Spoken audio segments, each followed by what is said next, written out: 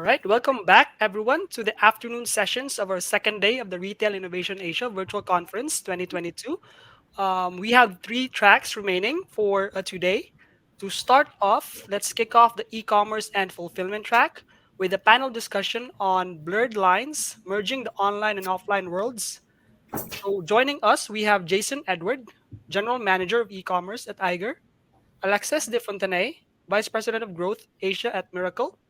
We have Donald Felbaum, Asia Pacific Account Executive at Aptos. We have Seok J. Shin, Head of Asia Pacific Procurement at eBay. And our moderator, we have Julien Bourdinière, Health and Consumer Platform in Roland Berger, Southeast Asia. So over to you, Julien. Thank you, Jed, and good afternoon, everyone, and welcome to this panel discussion. I'll be your moderator today, and before starting a quick roundtable of introduction with our panelists, let me give a quick further introduction of myself. So my name is Julien Bourdinière. I have about 25 years of experience dedicated to retail and consumer goods consulting. I am now a senior partner with Roland Berger strategy consulting firm, especially looking after the consumer goods and retail practice in Asia. I specialize, in fact, in growth and transformation programs led by retailers and brands in fast-growing consumer markets, especially China, Southeast Asia, and India. So with me today, I have a group of panelists, and we should start with a quick introduction of themselves as well. Maybe I will start with you, Donald, if you could say a few words about yourself. Thanks, Julien, and good afternoon, everyone. My name is Donald Felbaum. I work for Aptos. We work with retailers across the world, Asia Pacific, Europe, and North America to do omnichannel, both the front end and the back end, whether that be buy online, pick up in store from an experiences perspective, or omnichannel, managing a single pool of inventory so you're never out of stock. We cover the end-to-end processes for omnichannel. I'm really excited to talk more about this topic with our esteemed panelists on the call today. Thanks, Donald. Moving to you now, Alexis. Thank you, Julien. Very nice to meet you all and to be here for this panel. So my name is Alexis. I'm a VP of Growth for Mirakl in Asia. So Mirakl is the leader of online marketplace technology. I'm sure that you're all aware about the native marketplaces like Lazada and Shopee. We are not an e-commerce enabler. We don't help brands to push their products on these marketplaces. We are actually helping organizations to operate their own marketplace. So we work with clients all over the world. Clients like Macy's or Best Buy Canada in the Americas. We work with Galeries Lafayette, Auchan, in Europe. And in Asia, we work with clients like Central Group, with Decathlon, or Shanghai Airport.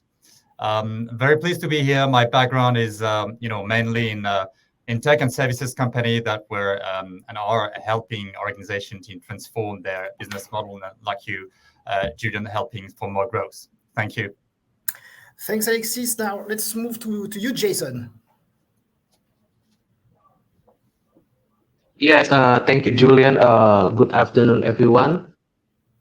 I'm Jason from Eiger, Indonesia, currently as a General Manager of e-commerce business. I lead Eiger's e-commerce business in Indonesia and Southeast Asia, also digital marketing team and digital product development. Eiger is retail company is one of the retail companies in Indonesia. Currently, our headquarters in Bandung, West Java. We produce and distribute apparel, bags, chairs, accessories, equipment for outdoor activity under the brand name Eagle Adventures. It is known for the commitment to provide the highest quality product with a relevant price point for our customer. Thank you. Have a nice day, everyone, and then it is from me. Thank you, Julie. Thank you, Jason. And last but not least, our fourth panelist today is you, Stan. Could you say a few words about yourself? Hi, good afternoon, everyone. I am Stan Shin, but the legal name is just Seok. It's quite different to pronounce. It's difficult for you guys. So just remember and call me as Stan. I work I work for eBay, which is an online marketplace provider, and I am responsible for supporting all the business unit to the source and procure the product and goods or services, whatever like that, for their business, for the growth. In the Asia Pacific region, and also I also responsible for the other emerging market areas like Turkey and Russia, and some of the Latin America as well. I am based in Singapore. We have a regional office based in Singapore as well to support all the each countries we are supporting for the business. I personally used to be in procurement and strategic sourcing professional areas over the past 23 years, and a couple of different roles such as sales and marketing and the supply chain operations and then customer service functions for the another 7 years. So it's pretty much nice to meet you guys. Thank you so much. Thank you, Stan. Thanks very much. So before we start the conversation, I just wanted to give a quick address to the participants. We will try to make this interactive a little bit and plan for some time for questions in the end. So if you have any question along the way, please feel free to use the chat on your devices, since we're going to try and collect them and address a few of them, depending on time, towards the end of the session. So please, participants, do use your chats, and I will try and facilitate and be your voice to the various participants. Now with that, I think we can basically start. I think the initial comment I had when I discussed with the organizers the theme of the day, which is merging online and offline. I thought it was a very broad statement, and we are quite lucky today to have a panel that is very diversified. So my very initial question is to start with a roundtable about definitions, and the question would be, what is for you your definition of merging online and offline, and if you could support this definition by very tangible, practical examples for the audience, that would be very welcome. So maybe starting in the same order with you, Donald. What do you think for you is this definition of merging online and offline? That's a great question, Julien. So for me, in a nutshell, it's basically buy anywhere, fulfill anywhere, and return anywhere. And with that being said, it's ensuring that you have the inventory wherever the customer wants that inventory, whether that be from the store, whether it be from a .com, whether it be from a regional or an international DC, whatever's the fastest way to get in the customer the way they expect it. And I'll give you an example here. So we worked with Mulberry based out of Europe, and this is a very common setup where people who buy online pick up in store. What they'll do is that they'll deliver stock from, let's say, an e-com DC. What that means is that they're not using stock in the area that's closest to the customer to have a shortened lead time, because there's an expectation that's implicit and sometimes explicit that if you order stock from a store near your house, you'll probably get it faster.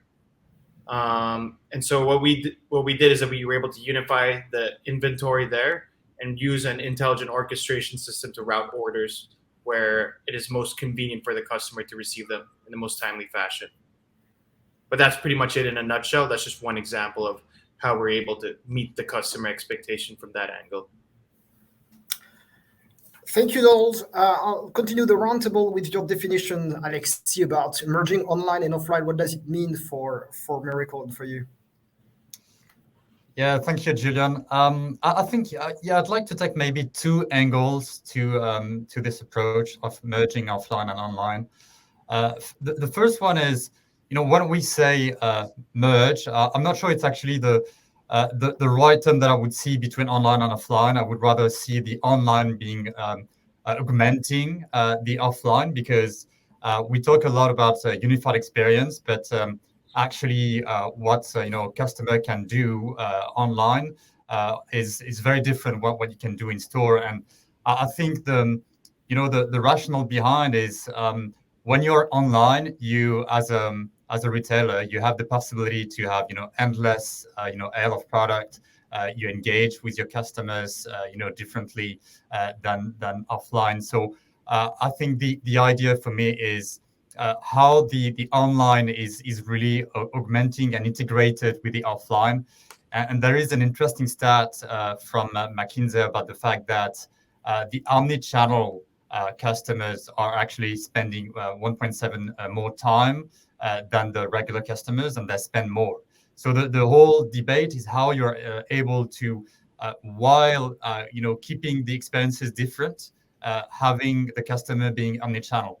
And I would quote one example here that we have with one of our clients in Mexico. It's the biggest department stores called Liverpool. And we, for them, they're using our technology, the marketplace technology, along with their e-commerce. And what is interesting is they are, with this technology, able to drive some more traffic in store because more than 90% of the returns of the marketplace products are done in store, and vice versa. The sales assistants in the store are able to propose products from the marketplace, so ones that are not in store, but that are on the marketplace directly to the customers to be delivered to their home. So there is a very good complementarity in that aspect. So that's one angle about how to augment offline with online. The second angle that is a bit maybe broader is more the idea that when we're talking about merging offline and online, is especially for established retailers, the ability to create an ecosystem. And so we should not see this topic only from the lens of a single organization and I would say a linear way to the things. Is how, as a retailer, you are also a platform to enable small businesses, small brick and mortars that not necessarily have the online capabilities, to have them, online through your own marketplace. And the example that we have with this is Central, department group in Thailand, whose positioning is really to enable the small businesses to have an online business and to have a curated way to do their business and stay true to their DNA of a luxury and lifestyle department store, while enabling this ecosystem. Thank you, Alexis. So, and thanks for these very specific examples. Maybe coming back to so therefore eBay, the representatives of the platform in the panels. Could you give us, what are your definition of merging online and offline, and what are the initiatives that you are leading in your companies currently? Okay, thank you so much for giving me an opportunity to share some ideas. The definition for the offline and emerging offline and online would be, everybody knows what offline business is. Pretty much traditional way of the business is on the physical shops on street we see to buy easily. But the online is more like we use technology on the marketplace like eBay, on mobile or even web technology areas.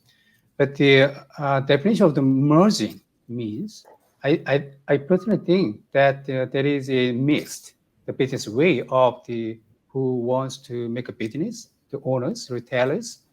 They use how much percentage of the offline and also online. But I think that the retail business paradigm has already been changed from the offline to online. But the people still need to have more good buying experiences from online as well.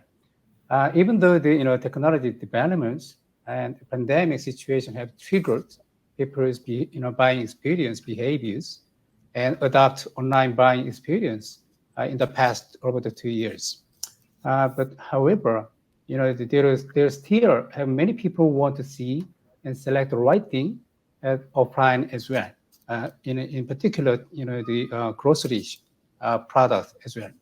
But of course, they have been changing a lot these days.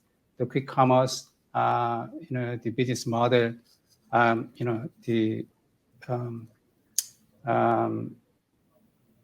explained to everybody right now, that kind of things like that. But anyway, so what I'm, the paradigm has been changed from the offline and online right now. That's the reason why I personally see there would be mixed online and offline the business at this time. But only concern to see is how percentage will be mixed both offline and online business potentials. So, but I think that online will be bigger than offline in the future. That's what I'm seeing there. The impact of this sort of changing, the retailer should consider having a fulfillment operations for online retail businesses as well. If they haven't yet prepared, um, they might have some challenges to make the business growth in the future. This is something what I'm thinking of. And for the eBay, we do not have our own products to be sold offline. We are provide the online marketplace platform for the buyers and sellers. They can make a business on our platform only. But what the challenge we had to make it better, encourage for them to make a better business is that what we see, there is a fulfillment operations really required to make a quicker and to make a better business, buying experience, selling experience on the marketplace online. This is something what we understood at this time. In the past, around 10 years ago, at eBay, we had offline showroom for the people who wants to take some buying experience online. Because at the point in time there wasn't popular for the online mobile technology at the point in time. So it worked quite good. So a lot of people when you launched that kind of the showroom business, the purpose of our purpose of that was just only marketing purpose. We really wanted to have more junior, the younger generations to register on our platform to be potential buyers. But it was quite successful at the point in time. But we used to even though we don't have such a product in offline, but we just provide such the technology for the people to get better experience to use. It was successful. But what the challenge we identified in the next couple of years, that mobile technology, it doesn't require to see any the offline even the showroom we made. So that's the reason why we closed that offline the showroom, and we focus on to develop more useful, more faster service, convenient technology on our platform for the buyers and even sellers as well. But we understood that really need to approach and need to meet the better service, quicker service for the sellers and buyers that is required, the fulfillment service. So we understood that there is a key of the potential business in the future is the how best we can, even not only for us, but also the sellers. They really need to have fulfillment capabilities, even whether it doesn't really matter of whether they can own establishment or even using the third party, outsourcing services as well. This is something what we see. Okay. Thank you so much, Stan. Maybe turn it back to you now, Jason, and for your definition about merging online and offline, how would you see it from a brand's perspective? Yes, Julien. Thank you. Can you hear my voice clear now? Very well. Please go ahead. Okay, good. So I'm sorry for the interconnection last time. But for us as a brand, as a retail, actually we see the merging of the online and offline is kind of how we serve our customer, right? How we provide all that they need into the relevant sales channel. So how they can find our brand in marketplace, in our brand platform, our stores, the experience is all the same. So we have more than 300 offline stores, and then 4 online stores in Indonesia. So when the pandemic hit, back in the 2020, it is very very hard for most of the retail in Indonesia and also the world trade. But thanks to our e-commerce team, and then our store team, because we need to close the doors for the online offline stores for more than 1 month, I think. And then there is a massive growth that time for the online business, right, for the e-commerce. So at that time, we escalate the digital business, that we develop our new system. We deploy the single view inventory system for our store, and then we use the multiple hub strategy. So all of the online orders will serve from our e-commerce hub at the flagship stores. So back in the day, when we running this strategy, the sales of the online business is growth, very very massive. So also with the booming of the at the pandemic situation, the outdoor boom is happening in Indonesia, right? So people tend to do outdoor exercise, and then outdoor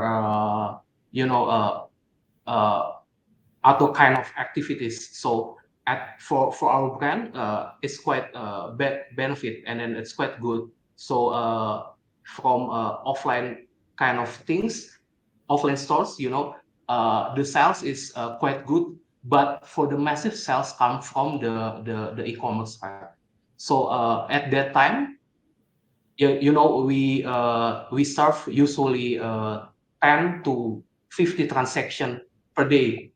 And then at the pandemic, when the outdoor boom happened in Indonesia, our transaction grow into 500 to 1,000 transaction per day. So that's happened. Our flagship store staff cannot meet the SLA, because they cannot equip with the e-commerce operation skill, right? Pick and pack, and then delivery, fulfillment, and so on. So we think this kind of auto strategy, we should change it into another strategy that we leverage from our hub.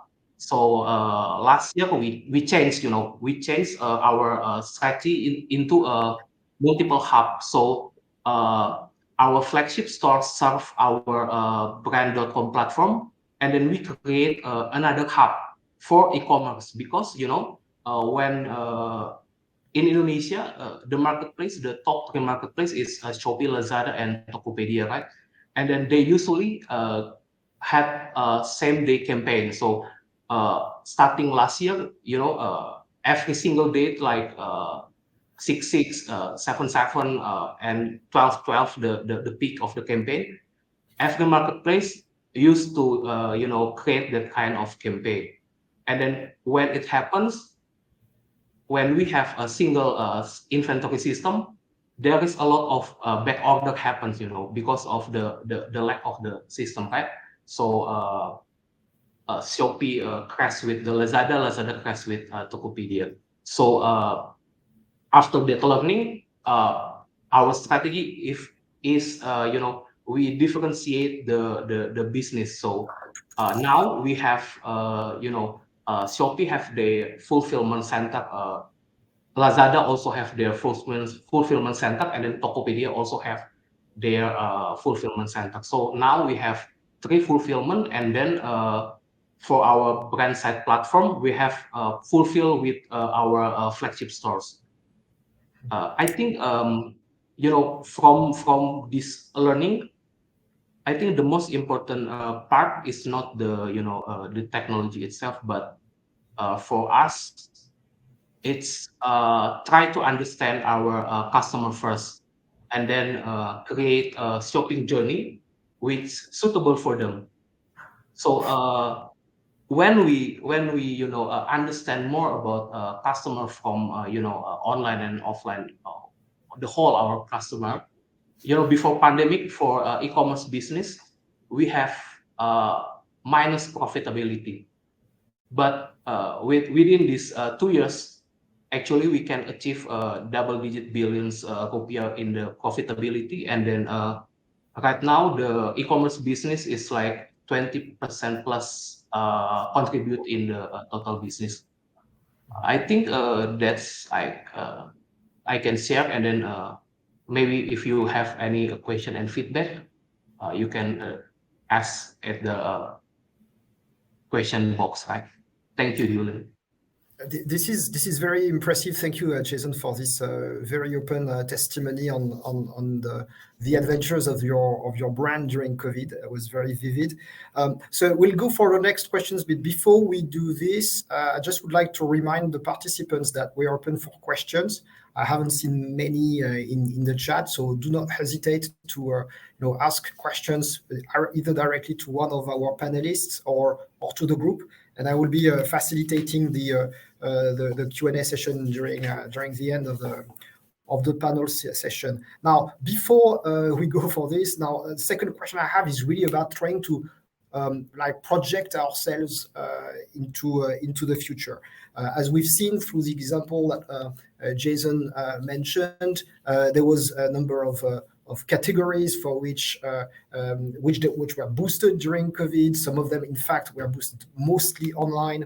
A lot of retailers and brands that I'm working with are saying today that they have the levels of e-commerce that they were expecting in 2025. So in fact, they need to completely reshape their plans and be even more ambitious and accelerate their transformation in a way.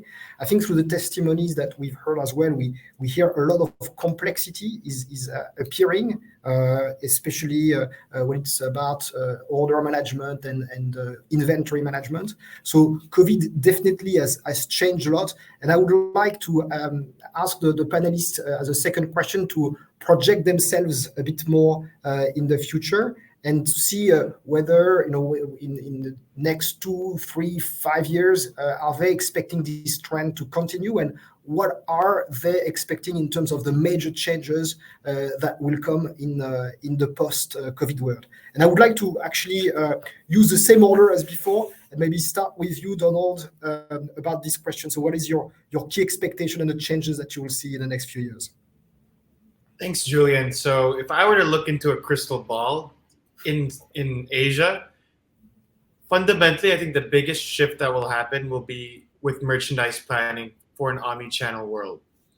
And the reason I believe that is, and I think Pak Sugianto spoke about this earlier today, is fundamentally in Asia, specifically Southeast Asia, the consumer shopping journey is just so different from where it was before. If I spoke to a retailer in 2019 about omni-channel, the response I would get would be, they come to my stores. It's kind of like that's that sort of situation. But now with consumers going online, comparing prices before making a final purchase, and then comparing the accessories and the whole 9 yards of the consumer journey being so complicated, one of the most, I guess, necessary but often unchanged business processes has traditionally been merchandise planning. And I'll share with you an example of how rapidly people are designing their merchandise planning process to be different to cater to that demand. So we work with a number of retailers in Asia, whether that be Central Group, SM Retail, and even Cotman and ANZ. One thing that's changed since I've joined and post-pandemic is that we are shifting away from planning inventory with a dedicated inventory e-com stock, irrelevant of the omni-channel buying behavior. So what does that mean?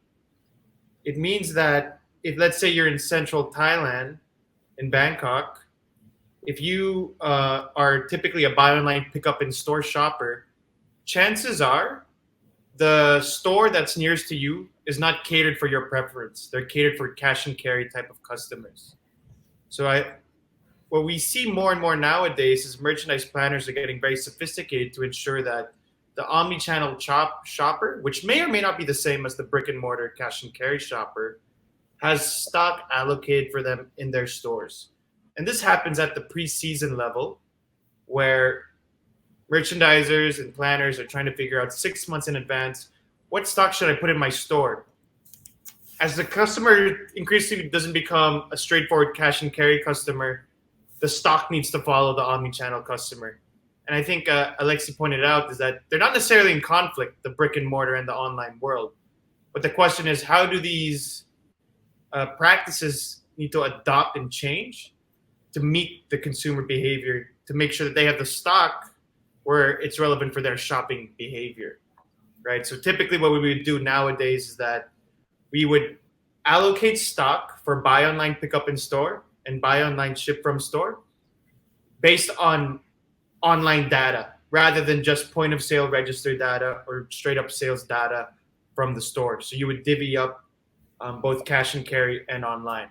So if this were to be in Indonesia, that would mean if you have folks coming in from Bandung trying to do buy online, ship from store, or buy online, pick up in store, you would have stock dedicated for that particular shopper because they might not have the same preference as a person living near the store if it's near an office space, for example. So I know that got a little bit granular here, but merchandise planning is really the core of retailing in many aspects here. And oftentimes this can be a lot of lost opportunity because if there's out of stock, you can't make sales and the customer is unhappy and then they may not want to shop there again and shop somewhere else given that there's so much competition online. So yeah, that's sort of my take. The crystal ball for me at Aptos is merchandise planning will change. Thank you. Thanks, Donald. And then probably we'll pass the crystal ball to Alexis now to see from a Mirakl point of view. What do you see happening in the next few years? And how do you think retailers and brands should prepare for it? Yeah, thank you, Julien.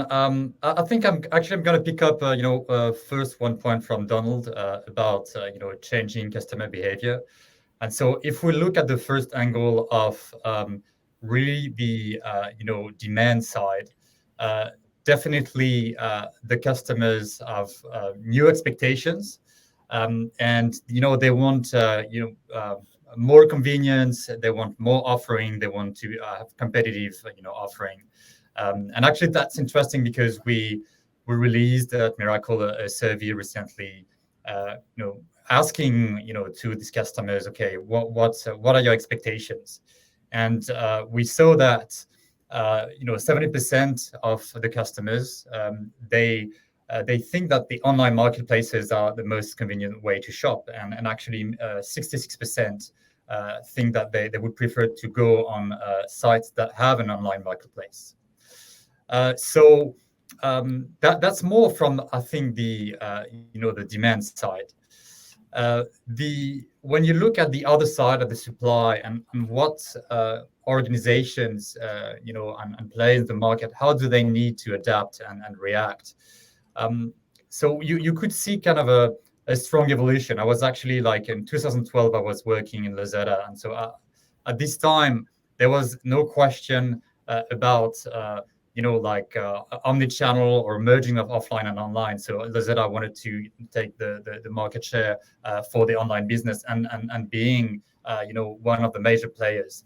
And we saw in this 10-year span the fact that businesses would maybe first go to the marketplaces to be online, and then they would grow their own e-commerce. And by doing that, some of them have already established a very good e-commerce presence. But I think the tipping point that we're arriving at the moment is the fact that a lot of businesses are struggling to be profitable in their e-commerce, especially if you take the grocery, the online grocery, where you sometimes have very much negative profitability. And I think where we see the change happening is, you will see businesses that are looking for new ways of growth for their e-commerce. And of course, the marketplace model is one answer to that, because you can definitely accelerate your e-commerce growth. And actually, when Donald is talking about merchandising planning, actually the step further with the marketplace is you can even be better than that, because if you invite third-party sellers to sell on your website, then of course that's a very good weapon for out of stock, and to be much better in merchandising planning, to make sure that you can deliver the right customer experience. So to finish on the trends, what I see in the market is, as businesses will see how they can basically grow further with launching their own marketplace, there will be more kind of a verticalization of marketplaces in the market. So of course the generalist ones will still be there, but as the e-commerce pie is going to grow, then you have more and more businesses that will take the space where they verticalize the business and create this ecosystem of sellers, and being able to thrive by adopting this marketplace technology. And you see already examples. I mean, you see, like in Indonesia, you have niche verticals in beauty like Sociobella. We work with Decathlon, in what was launched in Hong Kong, and that wants to be the sports destination for all the customers in the world. And so that's how businesses that have assets like branding, like stores, want to defend themselves and acquire more customers and satisfy the current ones. Okay, thank you. Thanks, Alexis. So I'll move on to our next speaker, which is Stan, still on the same questions. Just reminding that we have less than 10 more minutes, and a question that would like to which was raised in the chat that I would like to answer. So because before we move to this question, maybe have your view, Stan, on what to expect in the next few years from the eBay point of view. How would you see the evolution of e-commerce and the merge of online and offline? Okay, got you. So those, Donald and Alexis have already good presenting for those questions about that. But my point is that what we see more in the next couple of years, that offline, even though we had a good experience from the pandemic in the past over the 2 years, people has adapted to use the mobile technology and e-commerce. And even right now, is most people, demanding of fast service, like not only just e-commerce in the past, the way, but they most like to want to get it more quicker, best service that deliver in the same day, but there is a certain countries right now is more demanding, is in delivery within the 2 hours. There is a quick commerce. We generally call it like that. This is a demand. This is trend. So I believe that in the future, in the next couple of years, in general, online marketplace business will be increasing, will be improving, will be bigger than offline business in the past what we used to be. This is something what I believe that point.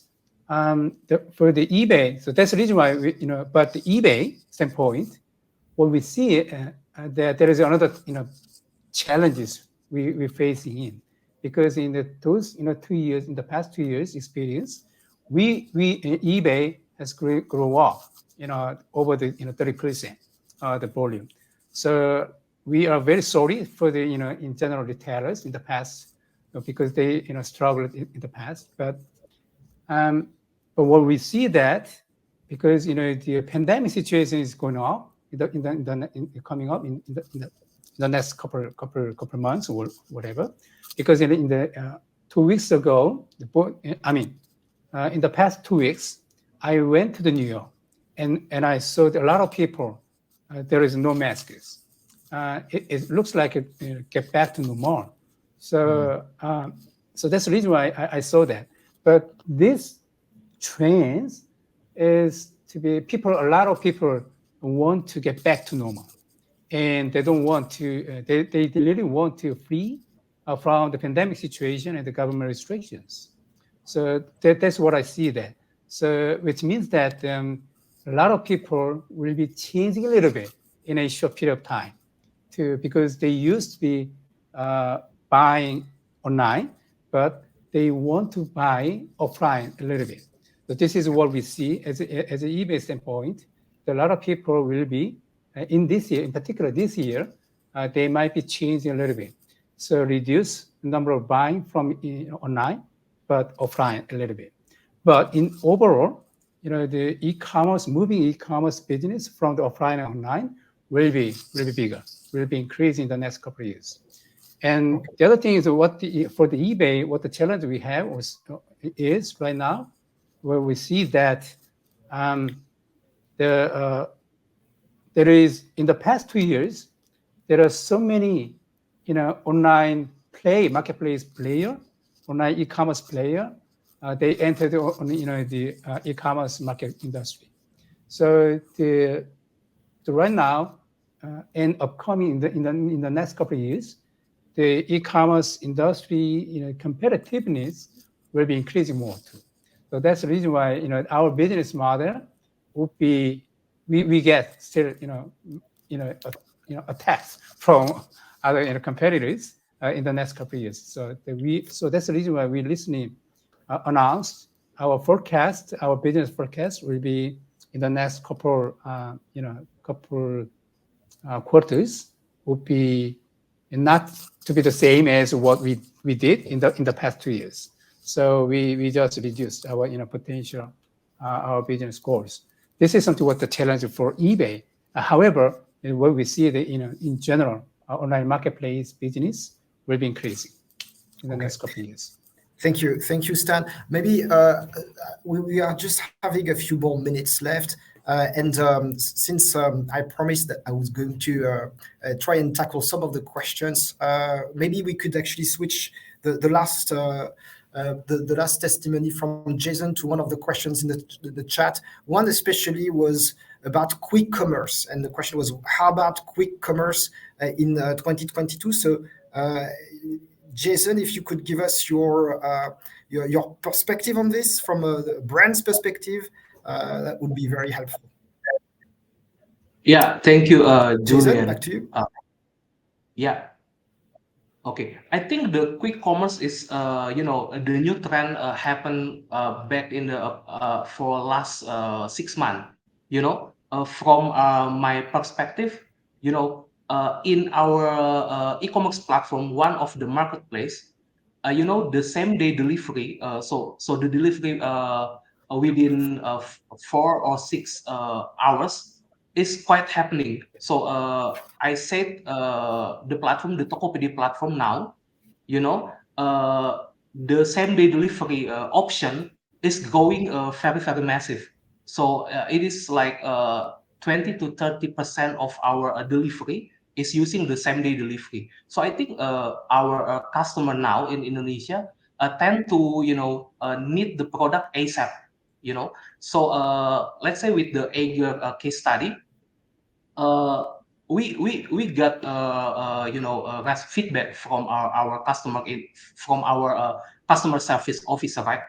So most of customer want to buy things from us and then deliver to their doorstep, 3 or 4 hours. So we develop, the WhatsApp commerce, so they can use it. And then the WhatsApp commerce is grow very, very big this past 6 months.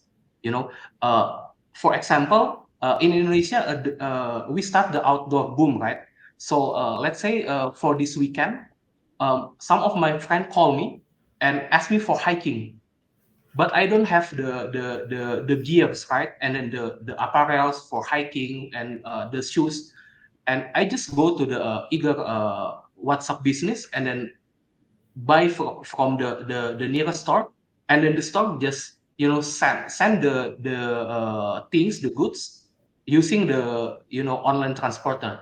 So this is very manual things, but it's happened for the quick commerce. So we try to develop partnership with the online transporter to cater this idea also. So I think for the next year in 2030, 2030, the quick commerce is really massive. So you must develop your technology to anticipate that things. Okay, thank you, Jason. And for the sake of time, I'm sorry, we will have to conclude very quickly now. I know there is some more questions in the chat, especially one is mentioning the future of retail stores as compared to growth within the growth of e-commerce. And maybe we can recommend there is a store innovation track that was planned this morning. I'm guessing the recording must be available on the platform, so that could be an area where you would find some of the responses to the questions you have. So regarding the future of stores, but as well, stores, of course, are going to be very much impacted by this growth of e-commerce. So with that, I think we've come to the end of this presentation. I would like to thank the panelists for their testimonies. We heard about the future of merchandise planning introduced by Donald, on the fact that online is augmenting offline, as introduced by Alexis. We heard about the increased complexity of delivery and supply chain hub, which Jason talked about, and the quicker and acceleration of delivery that was also addressed by Stan. So a lot of very rich topics. Thank you again to the panelists, and thanks to the participants for having followed our session today. Back to you, Jed. Thank you. Thank you, Julian. Thank you to the rest of the panelists for that great discussion. So yeah, if any of their speakers who still want to answer the remaining questions we have at the Q&A tab, you can go ahead and comment your answers. You have the comment button under each question. I'm sure our delegates would appreciate your insights through their questions. Thanks again, guys. Thank you very much. Thank you so much, guys. Thank you. All right. Up next, we have a keynote on embracing the future of retail with Zoho's unified software suite. We have Khoo Ching, marketing manager for Zoho Corporation. Over to you, Khoo. So hello everybody. So I'm Khoo. So I'm a marketing manager for Zoho Corp. So before I start, on my topic today, so probably let me try to share and understand how the attendees are affected by the current the future of retail. So actually the future of retail really feature a very high level of online penetration. I feel that the best suppliers will need to establish this direct to consumer relationships, and where retailers no longer serve the as a gatekeeper to our customers. So intermediaries will emerge, and they'll try to dominate the customer relationship, pushing undifferentiated retailers into a roles. So essentially, just the link to the supply chain, some disruptions will also affect retailers and consumer packaged good companies. So alike as any industry continues to follow this changing, ever-changing trend. So how can we differentiate ourselves and continue to survive and thrive? So this topic is mainly about how to help your users overcome some challenges in retail. So these are some of the challenges faced by retail, as shared by the earlier panelists. So these are 10 they are listed, but these are not the only ones. So we have a reduced footfall and reach, because the less people are going into your stores, and maybe you've just started with a new domain and you do not get enough website visitors, and you may also be disrupted because some supply chain disruptions will also compound some impact to you. Like for example, when you have a part that's missing, you cannot sell the complete product. And there are, of course, rising operational costs due to last mile solutions that may not be readily available, and also in high demand, because every vendor and every retailer is engaging these last mile solution vendors. And of course, inventory management, increasing accounting complexities will all add to your problems. And of course, we also have issues with vendor management, and then you do not have a 360-degree view of the customer, etc. And if you use different products and multiple products like multiple platforms, you have very complex analytics, and you don't really have one unified view. So this is a one possibility. So we seldom we rather have one solution to solve a problem, because we have a mixture of complexities in this problem. So most of the time we'll use one solution to address the issue. So if we use a patchwork of best in class products, and most of the time it'll be a waste of time, finding, implementing, and evaluating the, different products. And then most of the time it will also be a waste of money, because buying and maintaining a patchwork solution doesn't really work. I'd like to share a joke about cup noodles. There was one time I heard about this joke online, that there's this guy eating cup noodles, and my friend, who is a dietitian, a nutritionist, go and talk to this person about, hey, if you're eating cup noodles, it's not good for health. So when he walked away, the person was actually telling another friend, say that when you are on operating and you're eating cup noodles, high chance you don't care about nutrition. So sometimes in business, survival is the key. If you cannot reduce your operating costs, you do not find the correct systems, you're not going to spend tens and thousands of dollars where you do not know whether your retail business can survive in the next 3 to 6 months. So hence, the patchwork of solutions is not the best answer for merchants. So the main key thing I want to share is that in Zoho, we have a few solutions that actually help retailers, and such retail merchants, they are actually looking for these um, challenges that they want to solve. So these our solutions enable us to attract and retain customers, to increase the efficiencies and revenue, and to run operations effectively, manage vendor relationships, and also safeguard privacy and security. And then when your business start to grow, you will want your solutions to even take care of the marketing, take care of the sales, and even the internal communications, collaboration. You want to do proper support, help desk. You want to maintain HR and even accounting all in one place. So this is some of the solutions that Zoho has. So we, after several years of growth, we have discovered this magic formula. So this magic formula is save time, save money, plus save money, you got to create more value. So successful businesses will want to spend more time, focusing on their core value proposition. So this a core value would spend more time to engage with customers, understand the clientele pain points, and also refining their product, as compared to diluting your resources and to manage software infrastructure.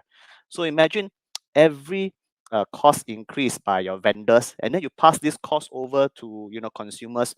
This won't help. I think in the day one of this retail innovation Asia conference, we have learned that how can we reduce our costs. So moving on. So, and one of the things that I'd like to share is that Zoho is good at is making great software. So we can really focus on what really matters to grow your business and to provide value for customers. So this is the main the gist of the segment today. So if you are new to Zoho, we have you can start small with Zoho Commerce. So Zoho Commerce is a no-code e-commerce platform where you can start to sell online. We offer from free editions all the way to very complex full-fledged solutions for the enterprise. And if you are a growing business, you can scale using a few of our solutions, such as inventory. You can even use Zoho campaigns for your campaigns, Zoho social for social media marketing. And if you are already a successful enterprise, you can leverage the power of Zoho One. So Zoho One happens to be our all in one unified software suite that allows you to do many things. So one thing that the most retailers use us for is like like digital signatures, like Zoho Sign and Zoho Vote for access control. The list goes on. So like I shared, Zoho is not just an e-commerce platform. So we have many apps in different business categories and functions. So if you are, your company requires, improvements in the productivity back office, we have, many of these apps that you can use to, grow your e-commerce or retailing business. So like I shared, when you license with Zoho One or you license with any product from Zoho, you're actually licensing a peace of mind, because when you grow, you know, constantly we are also improving our type and the range of software. So back in the 2017, we have 35 apps in Zoho One, and right now we have close to 50. So there's a no price increase, and all of these apps are built on the same technology stack, and it's a comprehensive horizontal platform. So, after, sharing a lot about Zoho, and these are some of the things that our customers have to say.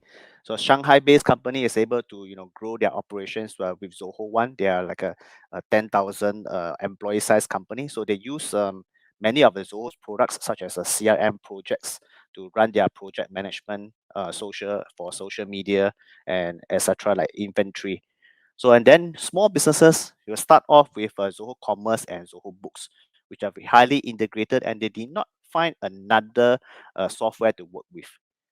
And 60% of the Fortune 500 companies trust Zoho because we have a zero debt, and we're constantly we're private, and we're consistently profitable.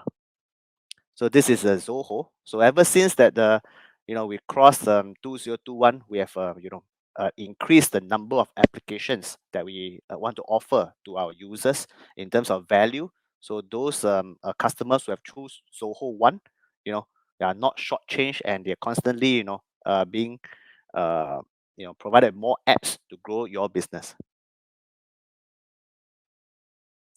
So I've come to the end of my session, and I'd like to thank you for your attention. Do visit our booth and speak with our solution experts. So we have experts from Zoho Commerce and Zoho Inventory, so that we can hear you out, and also arrange for future collaboration, and even the sales discussion. Yeah, thank you so much for the invite.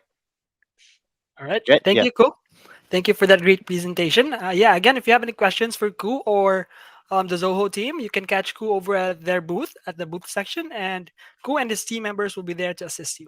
Thanks again. All right, so that is a wrap for our e-commerce and fulfillment track. See you all on the next one, which is the payment and security track.